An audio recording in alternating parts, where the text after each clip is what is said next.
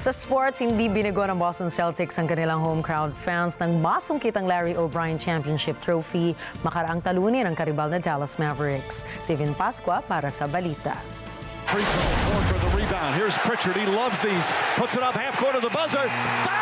And now it's my honor to present to the Boston Celtics the 2024 Larry O'Brien Trophy in the NBA Championship. Hawak na ng Boston Celtics ang NBA record sa kanilang pagkapanalo ng kanilang 18th championship sa TD Garden sa Boston, 106-88.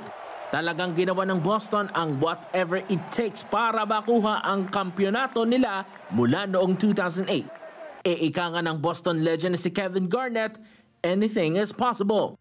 Sa umpisa pa lang ay naging agresibo ng Celtics laban sa Mavs. Sa second quarter, todo hataw pa rin ng Boston na may 39 points habang naiwan sa 28 ang Dallas. Bumagal ang shooting nila sa second half pero lamang pa rin sila sa puntos.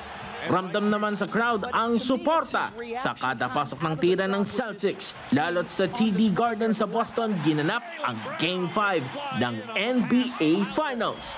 Nagtapos ang laro sa score na 88-106 pabor sa Boston Celtics.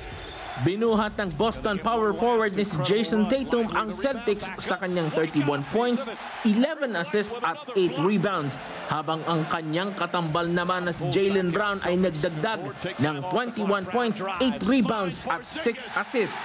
Ang Boston Big Two ang gumawa ng magagandang play sa naturang laban upang magkaroon ng malaking lead sa simula pa lang ng laro.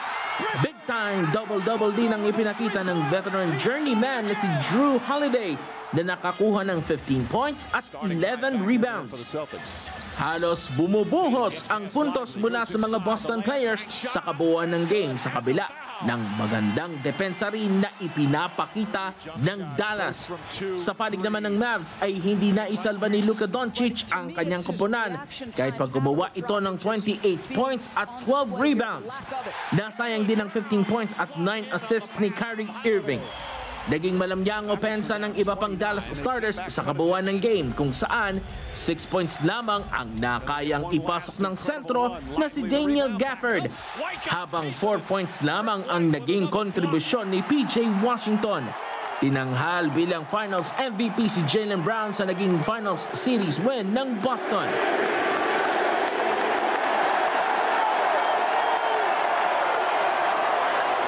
Ito na ang ika-18 championship ng koponan kung saan ang kanilang huling panalo ay noon pang 2008 sa pamamagitan ng super team ni Rajon Rondo, Ray Allen, Paul Pierce at Kevin Garnett.